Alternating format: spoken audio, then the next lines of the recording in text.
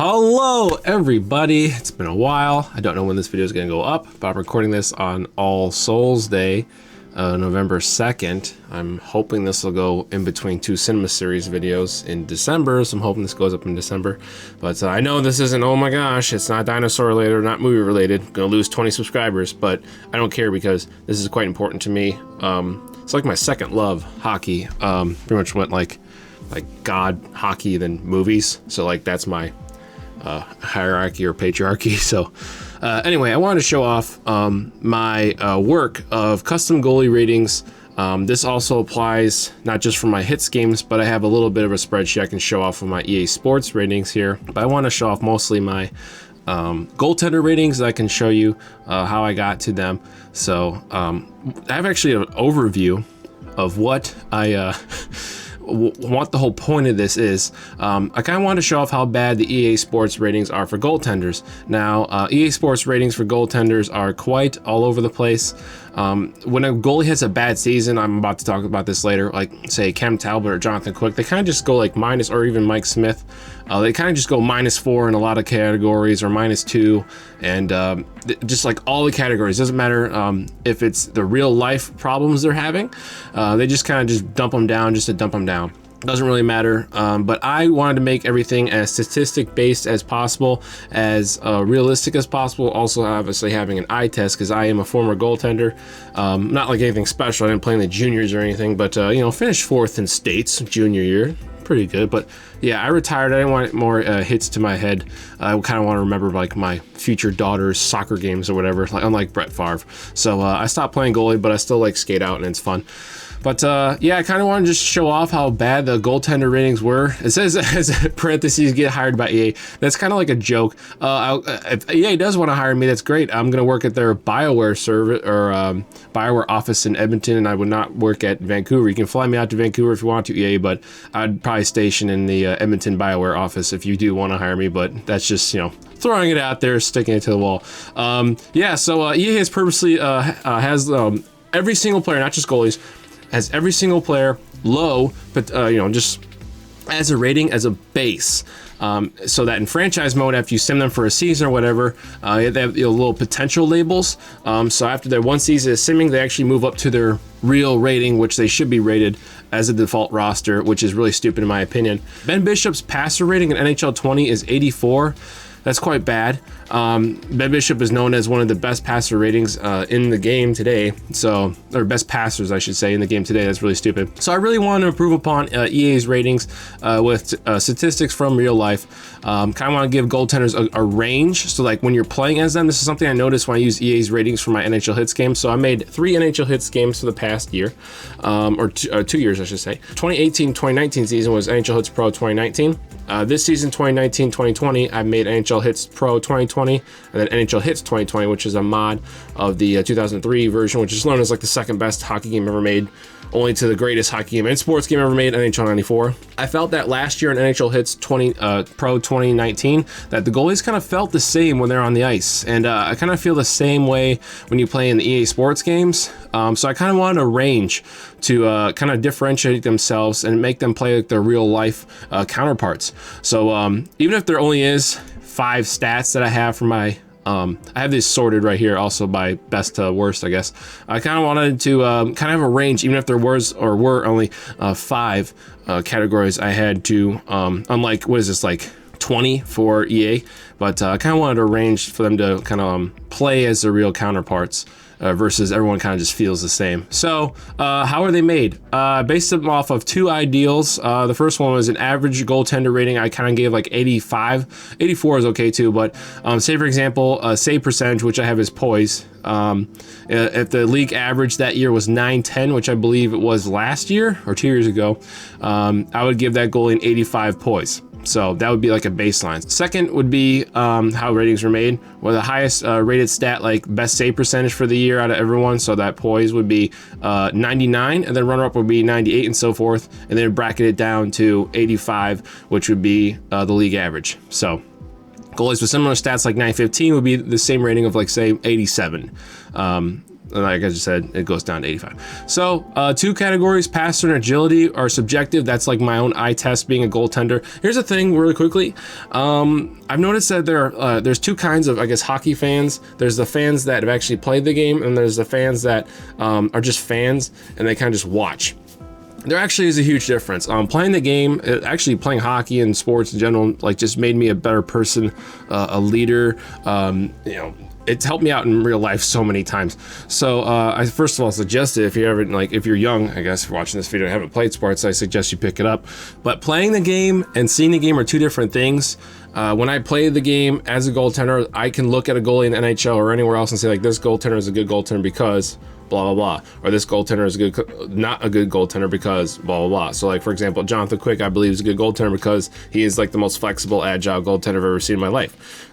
Why he's not doing so well is his rebound control. So, and that's also statistic-based, backing me up. But there's the fans that kind of just watch stuff, and they kind of just like, oh yeah, and there are a lot of fans that just watch, they don't play the game. They actually are quite smart and know stuff. Their statistics are analytic based, but there is a big difference of watching the game and actually playing the game and knowing the game, like a hockey IQ and stuff. So that some of that stuff cannot be taught. That has to be like learned playing the game. So anyway, there is an eye test involved, and it counts for the agility and passer ratings. So EA Sports and NHL Hitz have different types. So there are, I believe, 3 in EA Sports. There's stand-up, hybrid, and butterfly.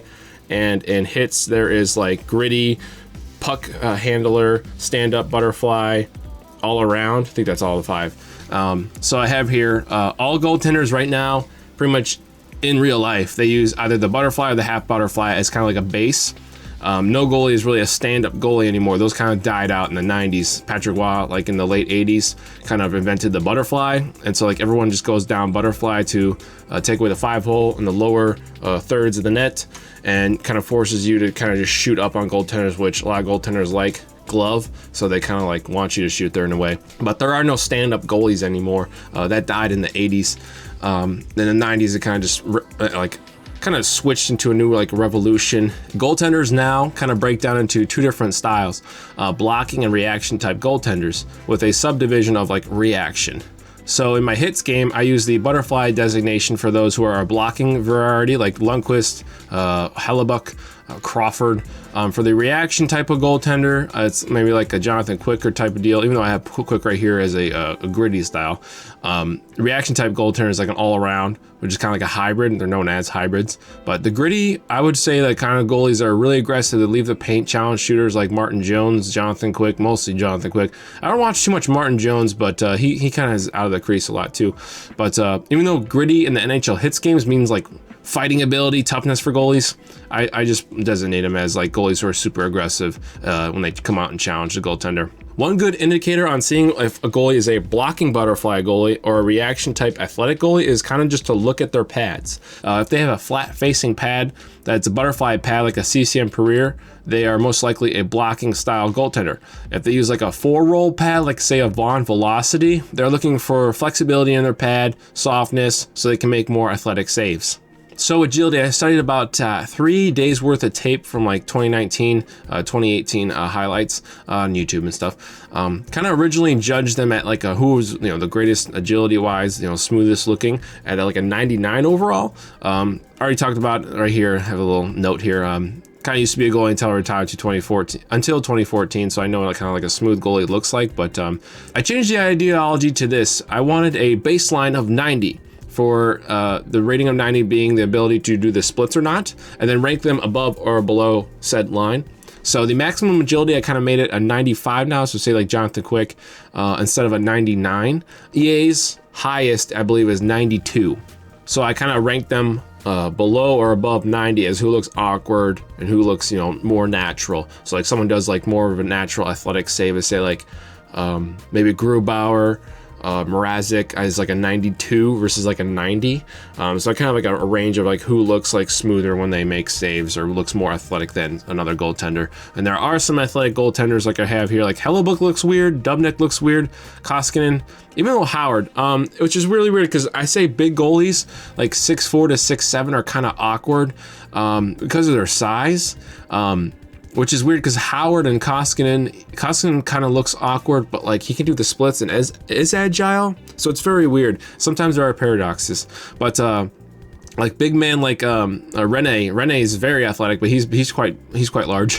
But there are some obviously restrictions that stick within, I guess, my like stereotype, I suppose. Like Markstrom and Dubnyk, I don't think they're that athletic. They make good saves, and like Dubnyk will come out and do like a Hasek type style where he'll go down the ice and kind of do a poke check, but like I don't think he can do the splits or anything like that. So I found, and I have a theory, that the best goaltender height I have right here is like 6'1" to 6'3". So like Martin Brodeur, Patrick Waugh, 6'2" and 6'3" respectively, and current goalies like Quick, Holtby, Bobrovsky, Vasilevsky, Gibson, and Price all from like 6'1" to 6'3". So the agility rating obviously is subjective. It's an eye test. It's my own rating. It can change at any time. Like for example, I had Thatcher Demko. I think I had like an 80, maybe an 87 to 89 or something like that. But then I saw he can do the splits, so I gave him 90. But mostly of the time, it'll stay the same. But you know, there'll be minor tweaks maybe as goalies go down, like Brian Elliott. His athleticism wind down as the age goes up. So on to recovery, which is currently incomplete. I only have one season of Rebound GSAA stats, thanks to my buddy Cole Anderson, who runs crowdscoutsports.com. So thanks for that information, and you can download some more info if you're into stats or analytics of goaltenders like he is at his website. Cool dude, very, very chill. But my ideal model is kind of just to have 2 seasons of that as a median, and then plus the agility, and then, you know, divided by 2. So what I have, instead of 2 seasons of you know, Rebound GSAA from real life, I use 1 season, and then I use 1 rating of EA Sports' NHL 2020 recovery, and then agility divided by 2 to get something kind of real life as possible. But until he gives me more stats, that'll be like 100% complete. Rebound GSAA, what is that if you don't know? That's goals saved off of rebounds, so like how well the goalie can recover off of a rebound save. And well, that's about as great a statistic as you can use for a real life video game. As an example, obviously if a goaltender's out of position and recovers, I don't know if there's a way to really count that or count as a statistic or analytic, but work with what I have, so whatever. So currently it's like a fair assessment, I would say. Obviously it'd be a lot better when more information and Rebound GSA recovery stats come in, because I have Laurent Brossoit. Yes, he had a really good year last year. I have a 95 Poise, which is save percentage. This season and the season prior, not so much. Maybe last year was a mirage, but I have a 97, and I think that will probably go down for his recovery rating. But I like to have more. Obviously 87 for EA, whatever.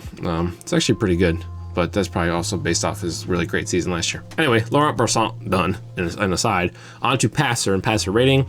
I kind of spent like 2 days worth of studying like internet lore of puck handling skills of NHL goaltenders from around the league.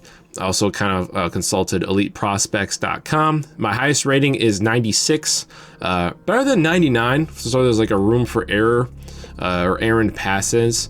It will, you know, improve over time. So let's look at our best passers. It'll, you know, become more accurate. So internet lore pretty much says like Bishop, Smith, and Price, and then Trav Oilers. He talked to Kevin Weeks, and Kevin Weeks says that Jordan Binnington is the best puck handler in the game. So kind of give them all a tie of 96 passer rating. Of course, Pekka Rinne's name was up there a lot. Braden Holtby's name was up there a lot. I haven't really watched much of Kemper play, but apparently his is pretty good. Apparently Mrazek's pretty good. Heard about Gibson a lot and Frederick Anderson. And then this season, David Riddick, I've seen a couple of his games. He's improved his puck handling quite a bit. Probably because he had Mike Smith last year, but he's been throwing up the puck a lot. 89 might be a little high. I might go with like an 88 for him. Just gonna cancel that. But I heard Devin Dubnyk's pretty good, but I heard he's not that good at the same time. He's kind of screws up sometimes, so I got him 89. Heard Jake Allen's very good, so I gave him 89. He's had quite a few terrible seasons in a row. I watched a couple bit of Thomas Grice's films, and he's pretty good, so I give him 88 and etc. I heard Markstrom's all right. It will improve over time, but right now, I'd say it's quite fair. So on to Rebound. This is when EA is completely clueless when it comes to making their ratings. It seems that most of their Rebound ratings are literally the same stat as their recovery rating. So I used MoneyPuck.com's rebounds above expected, sorted backwards using the median of 2 seasons worth of stats. So once 2020 is completely over with, I already have it here as a bold. right here in this. If you can't see it, let me highlight it there. I already have it as bold through the month of October, so like 1 month of hockey essentially. Our best rebound control artist is Cam Talbot, which will most likely go down considering he had a 75 last year and 81 the year prior, which are both way below, probably worse in the league, and then, or one of the worst in the league, and then below average rebound control. And then for some reason he has the best this year. Someone who does have pretty good rebound control last year, Mackenzie Blackwood, and then this year his is pretty good as well. Samsonov will probably go down. He didn't play the past 2 seasons enough to get some statistics for him, as like a helicopter or plane goes over my house. Ben Bishop, 96 will go down, but he has pretty good rebound control. Something that's quite interesting to note is that Money Puck statistics and these ratings are wonderfully accurate, because if you look at what is it? Is it EliteProspects.com? Yeah, Elite Prospects report of Linus Ullmark. Linus Ullmark, according to Elite Prospects, has excellent rebound control. Right here you see he has a 96 and a 90. This year he's not doing too well, but what my statistics show, my ratings show compared to real life, how the players play, they're accurate. They're at least more accurate than EA Sports. So Poise, EA is very generic. They have everything in increments of 5 for their Poise rating. I base Poise off of save percentage for the past 3 years. So I use the league average as a baseline. So in 2018-2019, the baseline is 85 rating for the 9-10 league average save percentage, and I'll go above or below that, and as high as 99 for the league leader. So last year's, let me go over to the Poise here. So Ben Bishop was number 1, Robin Leonard was number 2, Campbell 3, and then Bennington, he did really well. Some of them were small sample size, I believe. Bennington, obviously Alex, he only played a few games, but I put him on there. Blackwood, obviously a small sample size. Carter Hart. So there's very interesting about Blackwood and Carter Hart. Had really great years last year, small sample sizes. They're what, 15 and 19? So 89 and 90. And this year, Blackwood, terrible at 78. Poise, his one of the worst in the league for his save percentage, and then 77 for Carter Hart. He's not doing that well either, but I believe he'll bounce back. He's a really great goaltender, so we'll see how that works out for him. But I'll just keep on doing this, I believe, maybe every year. I know that baseball people that do like the True Sim or whatever baseball games, they'll do like a median of the past 3 seasons of stats to get kind of like a good overall look of how a player should be. So that's what I did for mine. So I did 3 seasons of save percentage, 3 of rebound, and then 2 of recovery. I like to have 3 of recovery, but you can't have everything you want in life, I suppose. But it just makes it more accurate because it makes it more fair for the goaltender. So say for example, someone like Carey Price, one of the greatest goaltenders in the game, he had a quite awful 2017-18. His 2018-2019 was pretty good. And this year he's league average, so that'll give him a league average of 85. So if you just base off of season per season, I don't think it's very fair for the goaltender. So if you look at somebody like Jonathan Quick, he had a terrible year last year, most likely because Desjardins is a terrible coach. This year's not having that great, but I think he'll bounce back and probably to like league average save percentage. But the year prior to that terrible year last year, he won the Jennings Trophy. He had a really great 89 overall for Poise. So like right now he's sitting at about an 80. Past 2 seasons. So if you went like just 1 season, 76, like that's not fair, Jonathan Quick. 2 seasons ago, he was a Jennings Trophy winner. So it's important to have kind of overall statistics or a kind of a little nice sample size instead of just having just 1 season, or if players do them quite bad, just drop them off the face of the earth immediately like EA does. And I don't think that's very fair. So last bit, I have like this little thing called more. Obviously, with more access to statistics, I'll be able to do the goaltenders more as a whole. So right now, these are sorted by like best goalie. VASILEVSKIY, I have an EA, is the best goalie, like an 89.8. Obviously, if I had more statistics, I could do like all of these glove hands, even the 5-hole, I should say, as well. There are like little businesses. What are they called? Double Blue or Upper Hand. They actually have like goals scored on by area, so like glove hand, blocker, lower glove, lower blocker, 5-hole. They have all kinds of stuff. I'm going to actually just show you. I think this is kind of old, but this is like one of their little right here. It's perfect. So Braden, Holtby, I just usually look at the regular season because better sample size than maybe this. But so like upper glove, lot of goals there. Obviously, I think it'd be better if it was by save percentage for each area. So like his high blocker, pretty good. It'd be a very good high blocker. Do I have that in my game? Stick high, 91. So it's pretty good. I think that's probably the highest one. 92 looks like the highest rating. So 91, good rating. And also, if you've seen this stat, you know, this sheet, all the ones that are green, the ones that are white. White is EA and green's the ones I've changed. So right here, somebody like Holtby has an awful top glove hand, has a great blocker hand. Oh, look at that! I already did that without even looking at the thing. Cool. And also other scouting reports include like even this. I believe this article has like he has great vision. I guess right here, get him sliding. Screens were a factor in less than 20% of the goals during the regular season. So that tells me that he has great vision through screens, and that's wonderful. So if I look at extended, and then which one's 7, vision is 91. So that's actually accurate. Good job, EA. That pretty much does it. That was kind of a longish video. I don't know who else watched this. Probably just people Googling custom goalie ratings. The best goalie I have for the whole 5 categories, I believe, is Pekka Rinne for my NHL Hitz game. And then Ben Bishop, VASILEVSKIY, Price, Binnington, Frederick Anderson. Blackwood will go down, but this is only 5, you know, areas. So some goalies would be rated lower than others. Like for example, I would have, where's John Gibson? He's number 20. I would have John Gibson like, you know, higher up there. But there's only 5 here, and his rebound control is not that good. So like here's like, I love this. I love having the real stats. So like good goalies, the rebound controller right here in this list. So if you just want to look my ratings, want to, I guess, steal them real quick. That's why I have his great 10Ds who have rebound control. And someone who doesn't have great rebound control, who are really big time goaltenders. Well, Elliott used to be big time starter, but Braden Holtby, big name, terrible rebound controller. Big name, quick, terrible rebound control. Lundqvist, bad. Fleury, bad.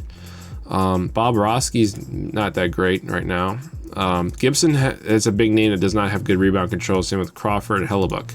Those are big names, and the rest are going up more so league average. But yeah, that has been my custom EA Sports, and mostly NHL Hitz, but EA Sports goaltender ratings. Hope you enjoyed it. Once again, if EA wants to hire me, great, that'd be awesome. But yeah, I don't really have them completed because I don't have access to like some of those like Blue Sport whatever analytics.